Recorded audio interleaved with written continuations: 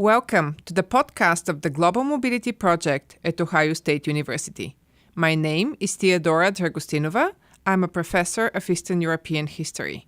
The Global Mobility Project integrates the insights of the arts, humanities, and social sciences to facilitate a conversation on how local culture and individual decision-making inform and reflect the complex global forces behind mobility.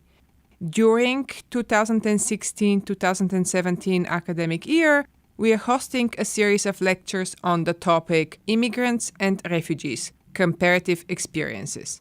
Today's speaker is Professor Peter Gatrell from the University of Manchester, United Kingdom. At OSU, he gave a talk on Refugees in Modern History, a European Perspective. Good morning, Peter. Good morning. A world without borders seemed certain with the end of the Cold War. Yet today, there are more than 65 million refugees and 250 million migrants worldwide. What is the role of the humanities and arts in addressing this global challenge?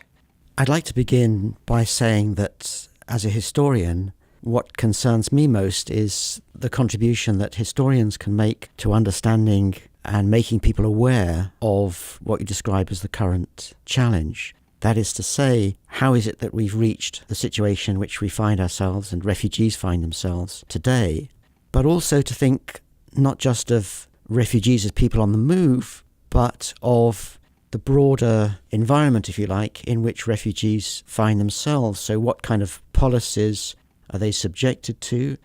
And from a historian's point of view, what has determined that certain kinds of policies have been adopted? And if you look at the historical record, why policies were adopted and others were canvassed but rejected. In other words, that the situation in which refugees find themselves is not necessarily the only outcome that was possible. And as a historian, you can see these alternative scenarios being played out. The other thing I'd want to say about history is that the way in which the current challenge or the current refugee crisis is talked about all too easily suggests that it's unprecedented. And once people start talking about unprecedented crises, the historian in me begins to say, wait a minute, have we been here before?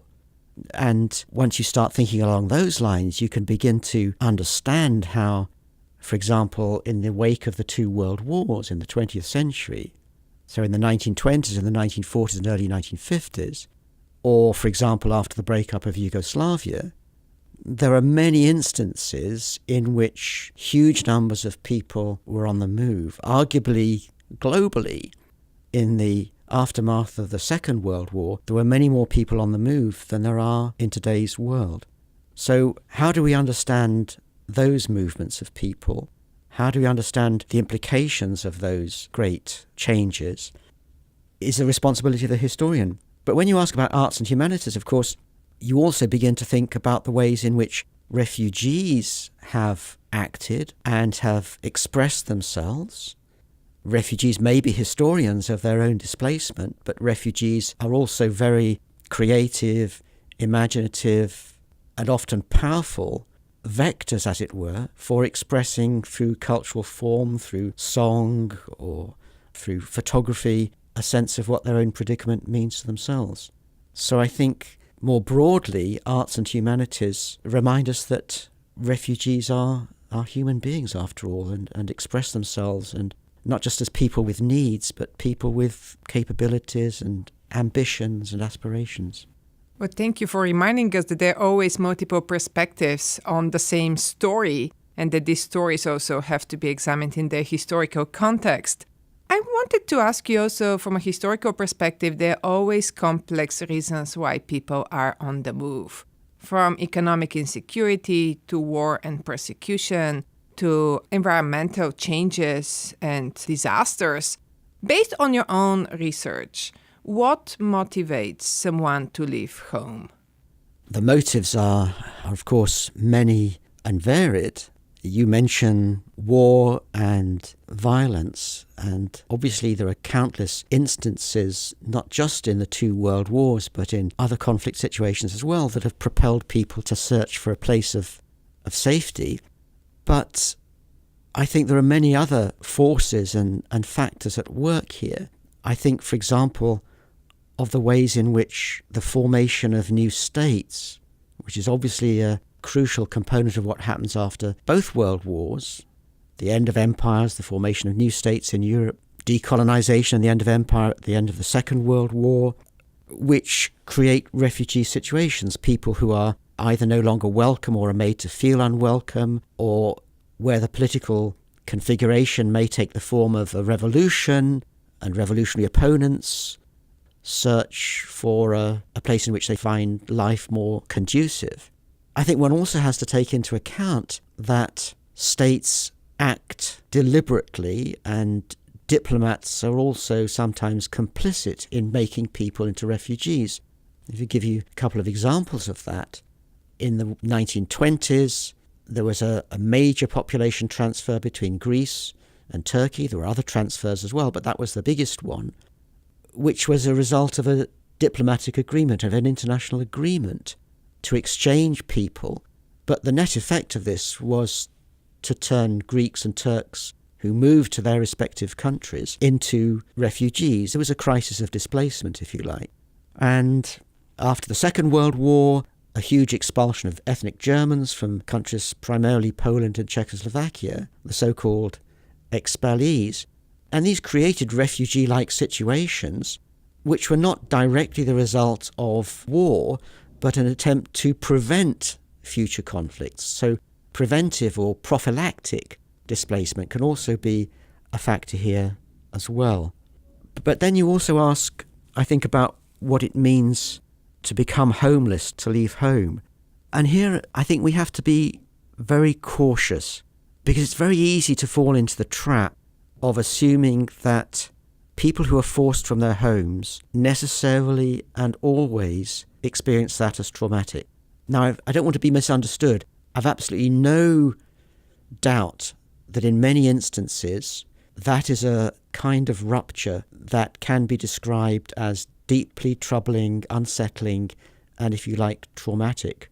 But at the same time, I think one also has to allow for the possibility that leaving home can also be a kind of liberation, that there are various sorts of constraints, and one sees this in relation to the experience, particularly of women who've been displaced, that there may be situations of, if you like, patriarchal control, which are constraints or bonds that may be broken or lessened by the fact of displacement. So I don't want to romanticize this, but I do want to insist that one should not foreclose a discussion or disallow the possibility that moving home can open up possibilities as well as unforeseen negative consequences. I actually agree with you that there are many meanings to home from many different perspectives, again, including the opinion of the host population, which can often welcome newcomers, depending on context, even though today, in the context of Western Europe and the United States, there are all these fears of cultural incompatibility in terms of the arrival of newcomers. Nevertheless, we have plenty of historical examples of successful creation of new homes of various populations. So I wanted to ask you on that note, what does it take to accept newcomers? What are some of the requirements for a successful integration of new populations who are trying to make a new home? I think I'd like to step back a moment and see this in two respects. One is the issue that you ask about, which is, so to say, making a new home. And I'll say something about this in a moment. But there's another dimension too, which is the vexed question of repatriation, because repatriation is trumpeted by international organizations and NGOs as one of the so-called durable solutions to refugee situations. Repatriation means returning to one's home. But of course, returning to one's home often means returning to a place that has changed, where people may have endured occupation, other forms of violence, and feel a strong sense of resentment towards those who fled or were forced out and who now return to their home.